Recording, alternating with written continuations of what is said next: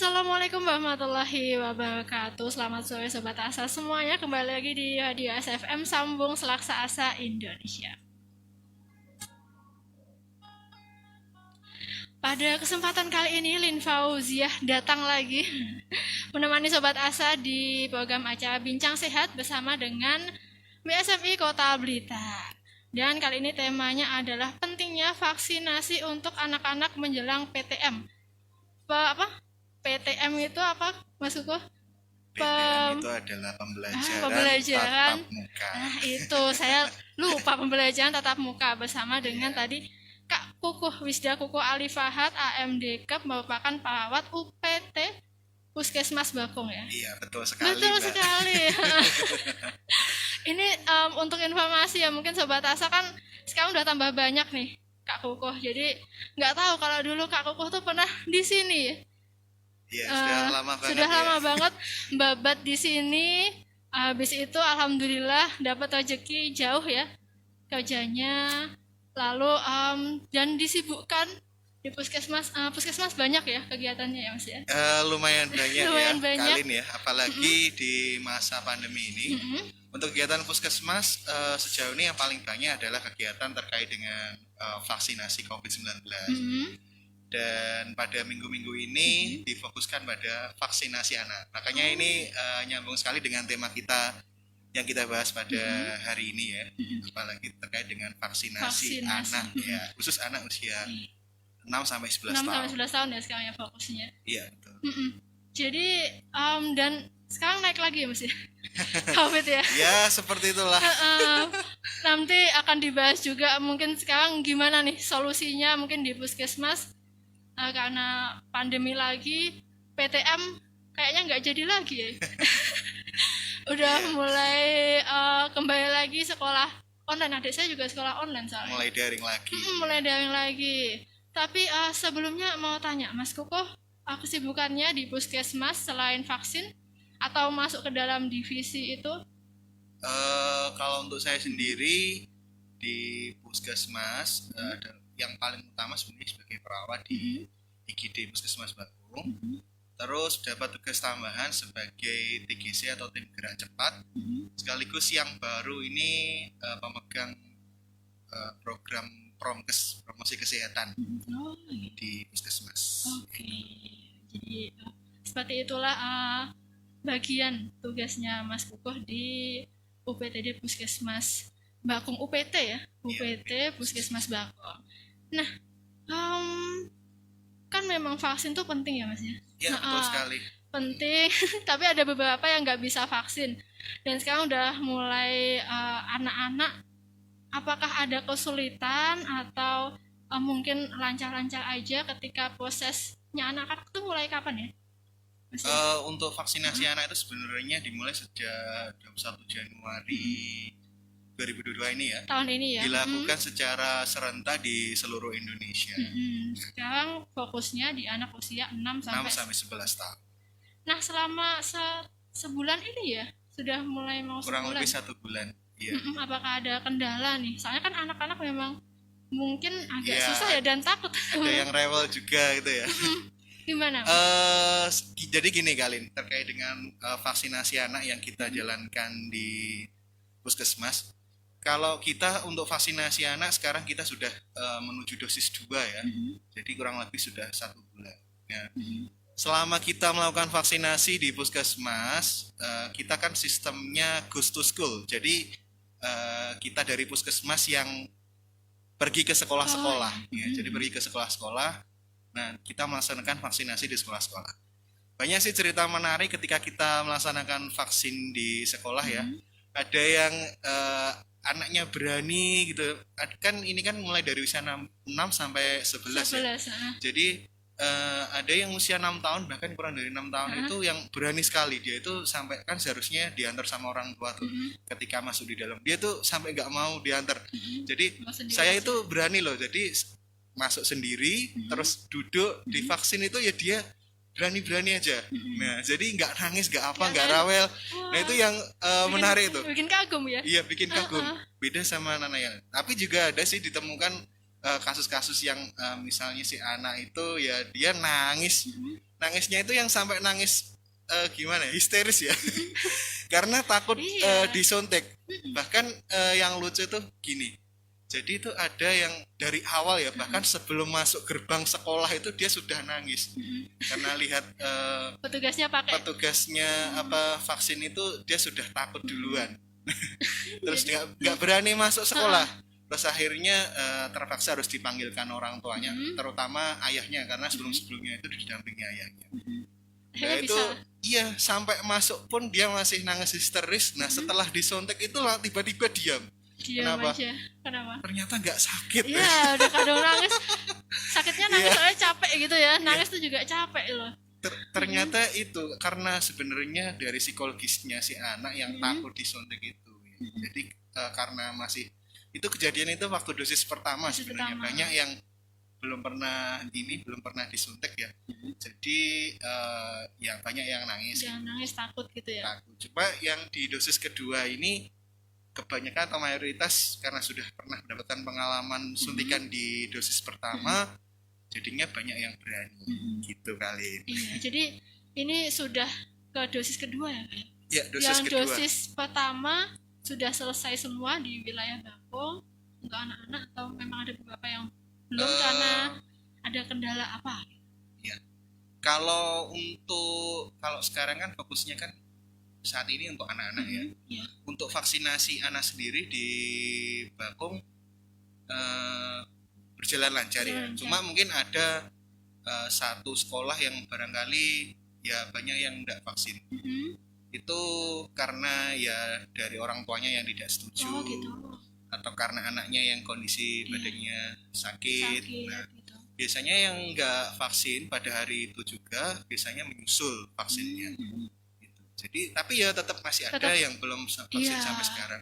Karena Karena gini, Kalin, jadi untuk kriteria vaksin ini sebenarnya nggak semua orang, nggak semua anak boleh divaksin. Oh, gitu. Ada kriteria tertentu yang anak itu harus ditunda terlebih dahulu. Contohnya apa? Seperti apa? Iya, jadi anak-anak yang kondisinya yang sementara ini nggak boleh divaksin itu adalah yang pada saat vaksin itu sedang mengalami batuk pilek. Oh iya, yang pertama Batuk pilek, diare itu anak-anak tidak boleh untuk vaksin pada hari itu ya. Jadi harus tunggu sembuh dulu. Terus mengalami sesak nafas, di mana dalam 1 minggu itu kurang lebih sesaknya itu sudah lebih dari 2 kali. Iya. Nah itu nggak boleh. Nah itu harus Nunggu sembuh berubah dulu ya, berubah dulu, atau mungkin nanti dapat rekomendasi dari dokter spesialis bahwa si anak boleh divaksin.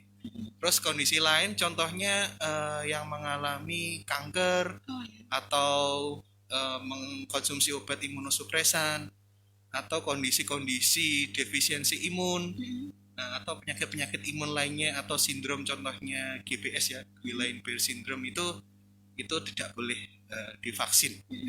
Nah, Gitu. Jadi ada beberapa kondisi. Jadi kita ketika vaksin itu benar-benar diperiksa ya Kalin. Jadi nggak semua Nggak anak langsung. masuk langsung disuntik blas gitu, enggak. enggak Iya, sesuai jadi kriteria. jadi diperiksa dulu, kita lakukan yang namanya screening terlebih dahulu.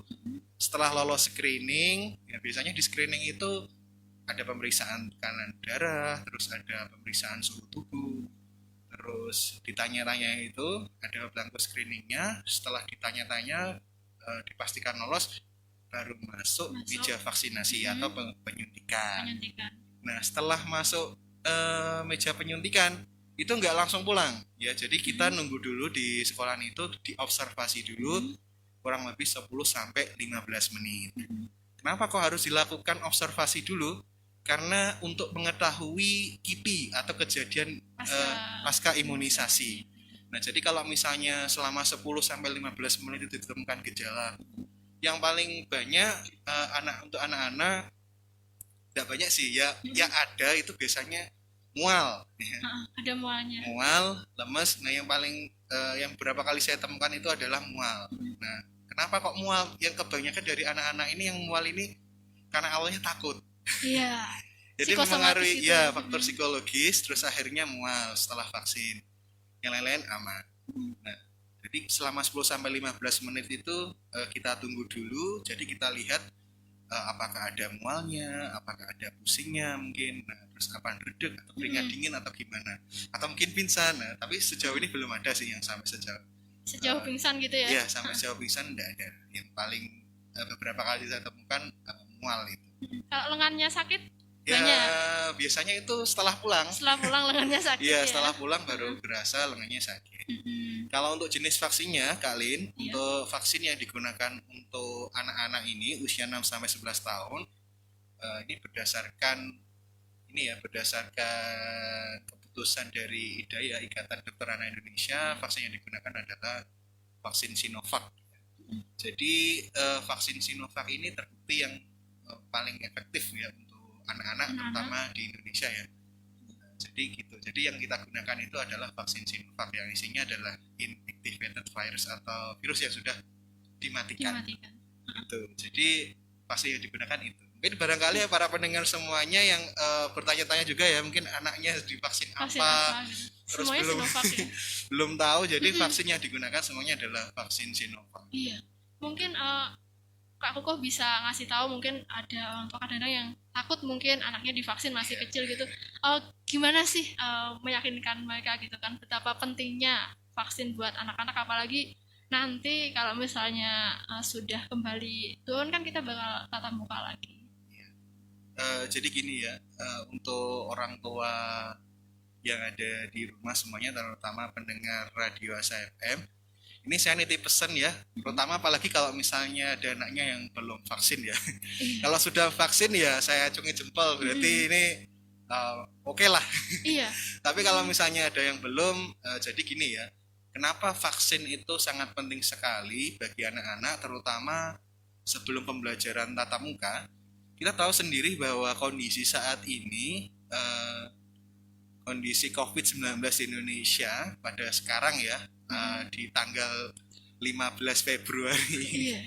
mulai mengalami peningkatan kali ini ya, mulai mengalami peningkatan, dan kasus anak bila dibandingkan antara Januari saya bilang Januari kan datanya yang bulan Januari 2022 ini.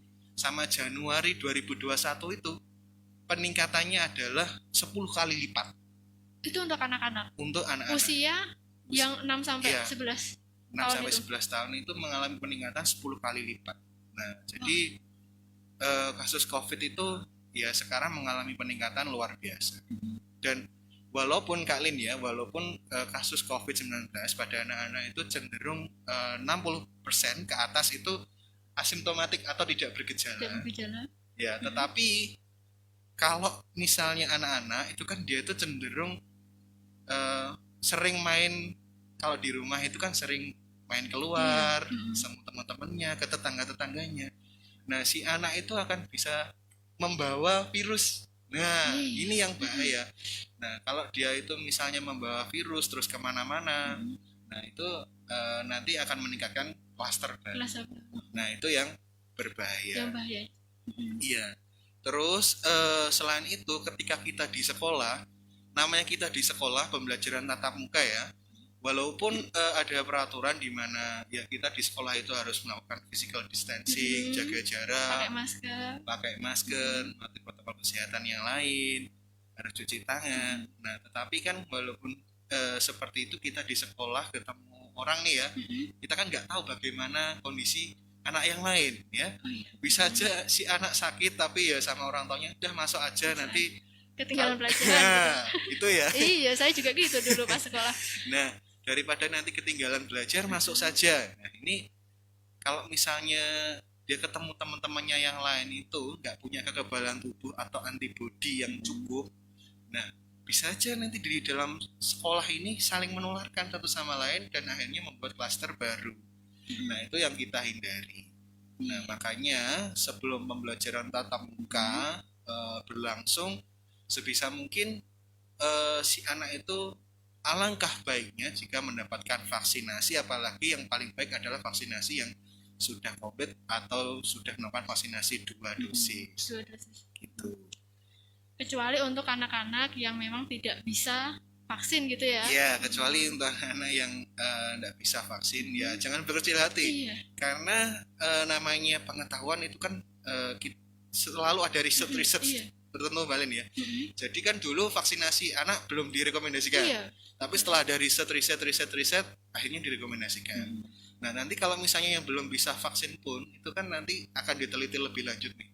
Nah, gimana setelah akhirnya pasti nanti ada kok yang cocok buat dengan kondisi tertentu. Iya. Nah, jadi gitu. Iya, jadi bertahap dulu. Iya, step by Iya, step. step by step. Pasti yang namanya ilmu pengetahuan kan pasti ada kemajuan. Mm-mm. Barangkali nanti pasti ada solusi. Pasti ada solusi ya. Iya gitu. Iya. Ya semoga kalau misalnya di Indonesia tuh kan nggak mungkin ya, Kak Kukuh ya, 100% gitu kita vaksin semua. Jadi Iya. memang vaksin itu untuk melindungi yang Iya, vaksin, menciptakan antibodi atau menciptakan kekebalan tubuh. antibodi. Iya. Jadi yang vaksin bisa melindungi teman-teman yang nggak vaksin, nggak bisa Iya, vaksin betul gitu sekali. ya. Iya gitu kan, ya Kak Kukuh. Iya. Kenapa sih kok kita harus vaksin? Kan sebenarnya adalah agar kita itu menciptakan kekebalan massal. Nah, jadi kalau semua orang atau mayoritas di dalam suatu kelompok itu tercipta kekebalan, maka yang namanya virus itu nanti pengaruhnya akan semakin kecil gitu. Nah, apalagi dengan adanya vaksin ya, Jan. Jadi gini ya, ini saya menjelaskannya dengan cara yang paling mudah dan paling bisa diterima ya, Iya, terkait boleh. dengan cara kerja vaksin. Kalau nanti saya menjelaskan secara ilmiah, nanti kira-kira pendengar pasti banyak yang nggak ngerti Iya, pertanyaan-tanya. ngantuk saya nanti Iya. jadinya. Jadi gimana cara kerja vaksin? Gini, di dalam tubuh kita itu ada yang namanya antibodi, ya. Jadi antibodi itu akan kekebalan tubuh itu secara alami itu pasti akan tercipta karena adanya yang namanya antibodi itu. Nah, ketika kita terinfeksi sebuah virus ya, virus yang masuk di dalam tubuh itu, sebenarnya secara alami, secara natural tubuh itu akan melawan virus tersebut. Akan melawan kalau di sini kasusnya COVID ya, akan secara COVID. natural melawan virus COVID tersebut. Nah, tetapi kalau misalnya kita belum pernah berhadapan sama sekali dengan virus tersebut, nah, terus langsung berhadapan tanpa mengetahui virus tersebut, maka kondisi tubuh kita akan kemungkinan kalah dalam kekebalan tubuh itu bisa saja terjadi ya. Karena kenapa? Namanya virus itu akan mereplika diri dengan cepat kalau virusnya aktif. Nah, terus bagaimana dengan vaksin itu sendiri? Vaksin yang digunakan untuk kasusnya vaksinasi ya pada anak-anak ini adalah vaksin Sinovac yang notabene adalah inactivated virus atau virus yang dimatikan. Jadi itu walaupun virusnya sudah mati, tapi di dalam vaksin tersebut masih ada data-datanya, Mbak ya. Jadi kalau diibaratkan kalau tubuh kita itu adalah sebuah toko ya. Kalau Toko, virus ya, virus COVID itu adalah seorang perampok yang ingin merampok toko kita. Kalau kita tidak pernah berhadapan sama sekali kan kita pasti ya Takut gitu ya. nerima-nerima saja maksudnya. Iya, dimana-mana. Karena kita nggak tahu kalau itu ada perampok. Kalau kita Oh, tahu perampok iya. pasti sudah ditangkap Iya, ya sejak takut, awal. Sudah masuk ke dalam toko kita, wah ini perampok ini, pencuri ini pasti langsung ditangkap. Nah, jadi diibaratkan kalau misalnya vaksin itu adalah data-data. Jadi diibaratkan kalau misalnya saya itu mengibaratkan vaksin itu adalah KTP-nya virus ya. Di situ ada data-datanya. Nama, alamat, nah itu sudah ada semuanya, sama nomor NIK-nya sudah ada. Jadi kalau misalnya si pencuri itu atau perampok itu mau masuk ke dalam rumah kita atau masuk ke dalam tubuh kita, itu kita sudah tahu. Oh ini si pencuri itu loh, nah itu isi perampok itu loh, jangan sampai masuk. Nah kalaupun masuk, mari kita gebukin bersama-sama. Nah gitu. Jadi gitu ibaratnya. Jadi kalau misalnya kita tahu bahwa identitas dari virus itu sendiri, tubuh kalau misalnya sudah tahu akan secara otomatis melawan virus tersebut. Nah jadinya gampangnya gitu Mbak ya. Kalau kita tidak pernah tahu tiba-tiba ada perampok, ini siapa ya, paling dikira pembeli, wah ternyata masuk kita dirampok habis-habisan. Nah sampai ada banyak kasus kemarin kan gitu, belum iya. banyak yang vaksin. Nah jadi sangat penting sekali kenapa adanya vaksin itu adalah yaitu kita mengenalkan virus secara aman masuk ke dalam tubuh sehingga tercipta antibodi yang akhirnya itu akan memberikan dampak positif pada tubuh kita. Nah, maka kalau bila dibandingkan orang-orang yang terkena infeksi virus ya, antara yang divaksin atau yang dan tidak divaksin, orang yang sudah divaksin akan mengalami gejala yang lebih ringan bila dibandingkan orang-orang yang tidak pernah divaksin. Saya sudah menangkap itu di depan, di awal gitu ya. Karena Saya jadi agak karena di paham. awal sudah tahu, sudah paham, oh ini loh virusnya. Jadi kalau sudah tahu virusnya, tubuh akan secara alami melawan virus tersebut. Nah, gitu jadi Gitu. Kalin. Jadi nggak sampai masuk ke organ, kan beberapa ada organ yang Iya. sampai rusak gitu ya. Iya. Makanya kalau kita bandingkan ya kasus di mana lonjakan kasus yang paling banyak pada bulan Juni-Juli tahun lalu ya, mungkin bulan-bulan ini kita mengalami kenaikan yang ya mungkin kira-kira mengalami puncak yang sama hampir seperti bulan-bulan tersebut. Tetapi yang kita tahu bahwa apa? Kasus kematian sedikit Sedih. bila dibandingkan bulan-bulan tersebut.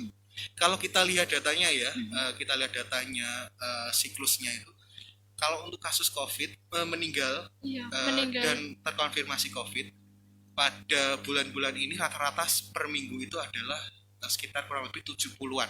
70-an Se-Indonesia. se-Indonesia. Ya, ini se-Indonesia. Se-Indonesia. Ya, se-Indonesia ya dalam satu minggu. Satu minggu padahal ya. Ya, itu 70-an. Nah, ini sangat jauh sekali dengan bulan-bulan di 2021 ya. Iya, tahun Dimana kemarin. ya, dimana puncaknya itu bahkan dalam satu hari itu bisa sampai menyentuh angka ribuan yang meninggal Iya. karena COVID. Ribuan. Nah, makanya karena apa? Ya, vaksin Vaksin. sebenarnya adalah kuncinya, vaksin itu sendiri. Dulu rumah sakit lapangan di mana-mana ya. Nah, iya betul sekali, dan ya mungkin terus akhirnya banyak ditutup kan. Iya. Ya karena situasi yang mulai menurun, harapannya kita ya kasus COVID menurun terus ya. Sehingga kita bisa beraktivitas secara biasa, normal. Normal lagi gitu. Makanya yaitu solusinya adalah kita berusaha sebaik mungkin dengan mengoptimalkan pelaksanaan vaksinasi. Iya, betul sekali. Jadi berarti kalau misalnya sudah selesai nih vaksinasi di Indonesia, harapannya nanti kita bisa beraktivitas kembali ya. Iya, betul sekali Kalin ya, karena ya kita tahu sendiri bahwa ya lebih kan hampir 2 tahun ya, 2 tahun. Iya, saya nggak Pasti- mudik 2 tahun. Iya, pasti jenuh banget kan. Jenuh banget, nggak bisa Ya, jalan-jalan. tetapi gimana lagi karena situasi saat ini ya kita berusaha semaksimal mungkin. Ya walaupun ini dampaknya nggak hanya terkait dengan kesehatan ya, tetapi ekonomi, sosial, pendidikan, semua terdampak. Dan ini nggak hanya di Indonesia saja, tetapi di seluruh dunia. Nah makanya kita harus ya intinya adalah berkomitmen, berjuang bersama untuk menyelesaikan pandemi ini. Pandemi. Gitu kali. Iya. Siap. Terima kasih Mas Kuko atas ilmunya. Ini saya manggilnya Mas Kak gitu ya. Biasanya saya manggilnya biasa gitu. Jadi gak double-double Mas sama Kak. Ini waktu sudah pukul 4 lewat 1 menit. Dan setelah ini nanti ada PST juga yang akan memberikan ilmu juga kepada kita. Mungkin Mas Kuko ada pesan-pesan yang ingin disampaikan kepada kita dan juga teman-teman sebagai closing statement. Ya. Untuk para pendengar semuanya, closing statement saya ya, mari kita sukseskan vaksinasi. Ya, Iya. itu aja. Iya. Iya. Disukseskan vaksinasi, habis itu bisa kembali normal. Dan varian baru Omicron juga gejalanya ringan ya Mas ya? Ya ini kita nggak bisa Meremehkan, meremehkan ya, nggak bisa meremehkan. Cuma ya kita harus berhati-hati. Berarti Walaupun kalau misalnya ada kasus Omicron ini, harapannya kalau misalnya terkena ya isolasi mandiri dulu. Tapi kalau misalnya ada gejala ya segera ke fasilitas kesehatan. iya. Apalagi kalau sudah positif juga ya, apa namanya, antigen dan juga PCR. PCR-nya positif. Karena Omicron ini saya rasa ya cukup unik ya. Iya Mbak. Karena kalau kita tahu bahwa puncak COVID pertama dulu mungkin yang langka ditemukan adalah masker dan hand sanitizer ya. Iya betul. Puncak kedua Delta itu yang susah dicari adalah oksigen. Di mana-mana susahnya ada oksigen. Nah yang Omicron Kalau yang ini Omicron yang ini susah gimana? dicari adalah minyak ini ya. Oh iya, lucu banget ya. Iya malah yang gitu? susah dicari sama ibu-ibu adalah minyak. Minyak Nah, olahan. Cica yang beda selisih 1.000 Iya. aja nggak mau, nggak jadi beli ya Iya. ibu. Ini walaupun nggak ada bunganya ya ini Ya lucu juga ya, lucu jadi juga. bahan lelucon. Tapi alhamdulillah sudah oksigen juga sudah masih ada gitu, dan juga semoga nggak sampai lah kita mengalami itu Seperti yang lalu-lalu. yang gitu ya. lalu-lalu gitu. Biarlah yang lalu Berlalu. berlalu gitu. Terima kasih Kak Kuko, semoga suatu saat ketemu lagi di sini lagi ya. Siap lagi. Kalau nggak sibuk boleh main-main atau mau ngisi apa gitu boleh. Kalau ada ide, ini idenya banyak banget nih. Kak Kuko kan apa ya, organisator ya. Dulu organisasi, habis itu sukses dan keterima. Ini boleh saya bilangin nggak sih? Keterima. Nggak usah, oh iya, nggak mau sombong, tapi kalau mau tanya-tanya boleh ke Mas Kuko, ke Instagramnya, Facebooknya juga punya ya Kak ya, buat tips-tips. Oke, siap. Atau tanya vaksin boleh ke Kak Kuko ya. Baik, mohon maaf jika ada salah kata Kak Kuko. Ya, Saya juga sama-sama ya. Mungkin barangkali ada kesalahan, saya juga mohon maaf sebesar-besarnya ya. ya, sama-sama. Mohon maaf tadi agak terlambat ya karena tadi langsung dari Bakung. Dan jaraknya jauh sekali, Lumayan ya. kilo-kilo saya juga nggak bisa ngitung ya. Nggak apa-apa Kak Kuko, kita maklumi. Alhamdulillah, tapi alhamdulillah sampai dengan selamat, itu udah alhamdulillah sekali. Dan terima kasih bagi Sobat Asa yang sudah mendengarkan kita melalui live streaming Facebook Radio Asa FM dan juga melalui siaran radio Asa FM. Saya Lin Fauziah pamit bersama dengan Kak Kuko. Wassalamualaikum warahmatullahi wabarakatuh.